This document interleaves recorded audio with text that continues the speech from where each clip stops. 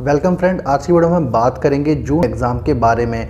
जैसा कि आप सभी जानते हैं, जून में सभी कोर्सेज़ के एग्ज़ाम्स होने वाले हैं। चाहे आप इग्नू से कोई भी कोर्स कर रहे हों तो आपके एग्ज़ाम जून में फर्स्ट, सेकंड या थर्ड ईयर के एग्ज़ाम ज़रूर होंगे। तो उन एग्ज़ाम के लिए हमें किस तरह से प्रिपरेशन करनी चाहिए, क्या हमारी स्ट्रेटजी होगी और किस तरह से हम तैयारी करें कि हम एग्ज़ाम को ईज़िली क्रैक कर पाएँ। तो आज की इस वीडियो में आपके साथ मैं वही बात करूंगा कि आपको किन किन बातों का ध्यान रखना है, क्या चीज़ें आपको करनी है जिसकी वजह से आप अपने एग्ज़ाम को ईज़िली क्रैक कर सकेंगे। तो चलिए टाइम ना वेस्ट करते हुए वीडियो शुरू करते हैं। सबसे पहला पॉइंट है, जब भी आप किसी भी एग्ज़ाम की या किसी भी सब्जेक्ट की प्रिपरेशन कर रहे हों तो आपको सबसे पहले उस सब्जेक्ट का एग्ज़ाम पैटर्न पता होना चाहिए, यानी कि किस तरह का आपका एग्ज़ाम होगा। और मोस्टली उन सभी स्टूडेंट को जो फर्स्ट टाइम इस बार एग्ज़ाम देंगे उन सभी को ये बात ख़ास तौर पे ध्यान रखनी है कि जिस भी सब्जेक्ट का उनका एग्ज़ाम है उसका पैटर्न उन्हें पहले से पता हो। यानी कि अगर आप एग्ज़ाम पैटर्न आपको पता नहीं होगा तो जब आप अपने एग्ज़ाम देने जाएंगे देन आपको वहाँ पर सारी चीज़ें नई लगेंगी और आप एग्ज़ाम को ईज़िली क्रैक कर नहीं पाएंगे और साथ ही साथ उसको अटैम्प्ट भी नहीं कर पाएंगे। तो सबसे पहले आप एग्ज़ाम के पैटर्न को समझें और एग्ज़ाम के पैटर्न समझने के लिए आपको करना ये होगा, जो लास्ट सेशन का जो क्वेश्चन पेपर आया हुआ है उसको आप डाउनलोड करें या उससे पहले का कोई क्वेश्चन पेपर डाउनलोड करें। उसमें आप देखें कि कितने मार्क्स का ओवरऑल क्वेश्चन पेपर है, 50 मार्क्स का है, 100 मार्क्स का है और किस तरह से क्वेश्चन उसमें पूछे गए हैं। यानी कि जो भी उसमें सेक्शंस दिए गए होते हैं, जो भी उसके अंदर ब्लॉक दिए गए होते हैं, उन सभी चीज़ों को ऑब्जर्व करें और ये पता लगाएं कि किस तरह के क्वेश्चन आपसे इस सब्जेक्ट के एग्ज़ाम में पूछे जाएंगे। क्योंकि मोस्टली ऐसा ही होता है कि जब भी हम फर्स्ट टाइम इग्नू में एग्ज़ाम देते हैं और हमें एग्ज़ाम पैटर्न नहीं पता होता है कि किस तरह का पेपर आएगा, देन हम सभी चीज़ें उल्टी सीधी पढ़ लेते हैं, जिसके बाद एग्ज़ाम हॉल में जाके सभी कुछ ब्लैंक हो जाता है। तो ऐसा बिल्कुल ना करें। सबसे पहले एग्ज़ाम पैटर्न को समझें कि किस तरह के एग्ज़ाम में क्वेश्चन पूछे गए हैं, कितने मार्क्स के क्वेश्चन आपसे पूछे जाते हैं और कितने वर्ड में उन्हें लिखना होता है। तो ये सभी बातें आपको ध्यान रखनी होंगी। सबसे मोस्ट इम्पॉर्टेंट एग्ज़ाम पैटर्न ही है। एग्ज़ाम पैटर्न को ज़रूर चेक करें, चाहे आपका किसी भी सब्जेक्ट का एग्ज़ाम हो। और मोस्टली वो सभी स्टूडेंट इस बात का ध्यान रखें जो फर्स्ट टाइम इग्नू में एग्ज़ाम देने वाले हैं, बिकॉज जो लास्ट ईयर एग्ज़ाम दे चुके हैं या लास्ट सेशन में जिन्होंने एग्ज़ाम दिए हैं उनको इस बारे में पता होता है कि किस तरह का पैटर्न आने वाला है। तो आप ऐसी गलती बिल्कुल ना करें, आप एग्ज़ाम पैटर्न का खास तौर पर ध्यान रखें। सेकेंड इंपॉर्टेंट चीज़ है आपके लास्ट ईयर के क्वेश्चन पेपर।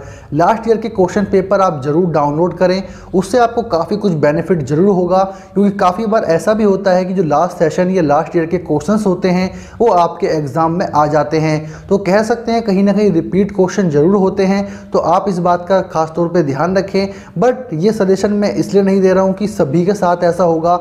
ये मोस्टली देखा गया है कि काफ़ी सब्जेक्ट्स में क्वेश्चन रिपीट होते हैं और मोस्टली लास्ट सेशन से, यानी कि जून, अब फिलहाल आपका जून सेशन चल रहा है तो लास्ट दिसंबर सेशन के क्वेश्चंस आने की पॉसिबिलिटीज़ ज़्यादा होती हैं। बट ये सभी सब्जेक्ट के लिए एप्लीकेबल नहीं है, काफ़ी कम सब्जेक्ट के लिए एप्लीकेबल है। और ये सब्जेक्ट भी मैं आपको नहीं बता पाऊँगा क्योंकि ये रैंडमली होता है कि कभी भी किसी भी सब्जेक्ट से, किसी भी लास्ट ईयर क्वेश्चन पेपर से आपके क्वेश्चन डिक्टो बिल्कुल आपके एग्ज़ाम में पूछ लिए जाते हैं। तो इसलिए अपने लास्ट ईयर के क्वेश्चन पेपर को ज़रूर सॉल्व करके जाएँ, बिकॉज अगर आप उन्हें सॉल्व करके जाएंगे तो आप एग्ज़ाम पैटर्न के साथ साथ उन सभी क्वेश्चन को भी अच्छे से कवर कर लेंगे जो आपसे एग्जाम में पूछे जाने वाले हैं। थर्ड नंबर पे जो टिप मैं आपको दूंगा वो ये है कि आपको वर्ड लिमिट का ध्यान रखना है। यानी कि क्वेश्चन पेपर में आपको वर्ड लिमिट जरूर दी गई होगी कि आपको क्वेश्चन कितने वर्ड में अटैम्प्ट करना है, कितने क्वेश्चंस आपको करने हैं, किस सेक्शन में कितने क्वेश्चन पूछे गए हैं। ये सभी बातें आपको ध्यान रखनी है।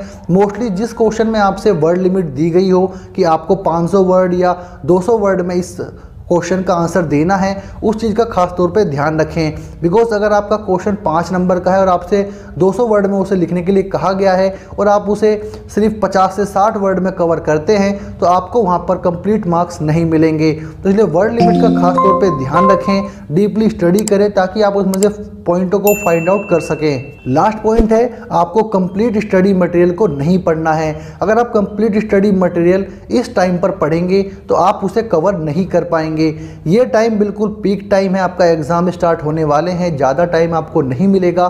तो आपको सिर्फ यहाँ पर सिलेक्टिव स्टडी करनी है।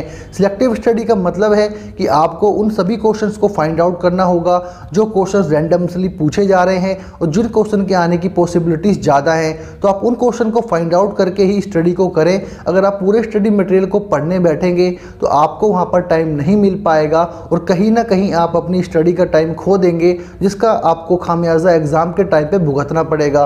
तो इसलिए जब भी आप स्टडी करें तो सिलेक्टिव स्टडी करें, मेन पॉइंट्स को ही पढ़ें, ज़्यादा कुछ ना पढ़ें, क्योंकि जो आपके स्टडी मटेरियल में जो लास्ट में चैप्टर के एंड में क्वेश्चन दिए गए होते हैं उनको ज़रूर फोकस करें और जो एग्जाम्पल वगैरह आपके चैप्टर्स में दिए गए हैं उनको ज़रूर कवर कर लें, बिकॉज उनमें से भी काफ़ी बार क्वेश्चंस पूछे गए हैं और हमेशा पूछे जाते हैं। तो आप उन चीज़ों को ज़रूर ध्यान रखें।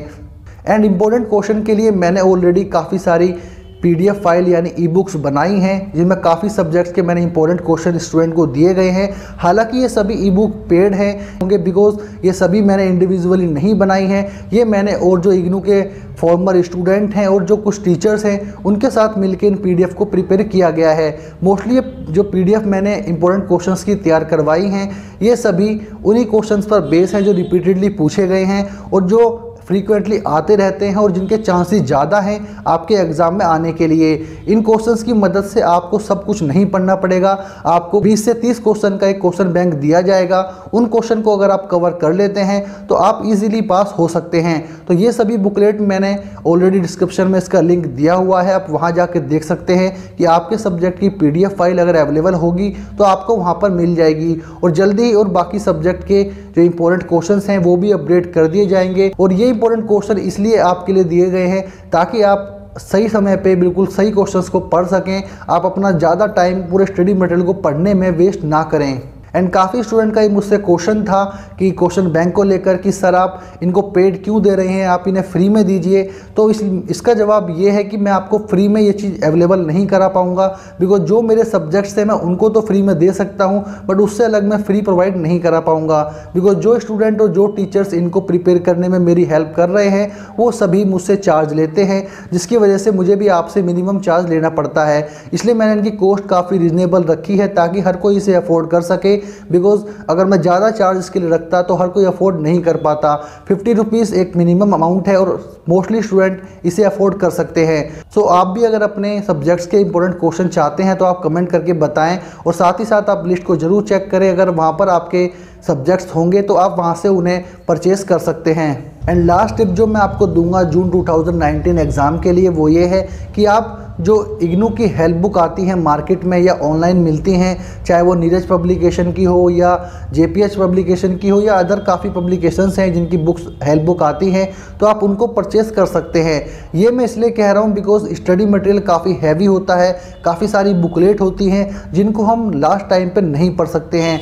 ये टाइम बिल्कुल पीक टाइम है और यहाँ पर आपको सिर्फ सिलेक्टिव स्टडी करनी है, तो आप सिर्फ हेल्प बुक की भी मदद ले सकते हैं। हेल्प बुक में आपको चैप्टर की समरी मिल जाती है और काफ़ी सारे क्वेश्चंस भी वहाँ पर दिए गए होते हैं जिनकी हेल्प से आप इजीली अपने एग्ज़ाम को क्रैक कर सकते हैं। बिकॉज ये सभी क्वेश्चंस और ये पूरा का पूरा जो आपकी हेल्प बुक है ये आपकी काफ़ी मदद करती है लास्ट मिनट स्टडी के लिए। बट अगर आप सोच रहे हो कि इसको करने के बाद आप अच्छे मार्क्स ला सकते हैं तो ये थोड़ा सा मुश्किल हो जाएगा, आपको काफ़ी कुछ पढ़ना पड़ेगा अगर आपको अच्छा स्कोर करना है।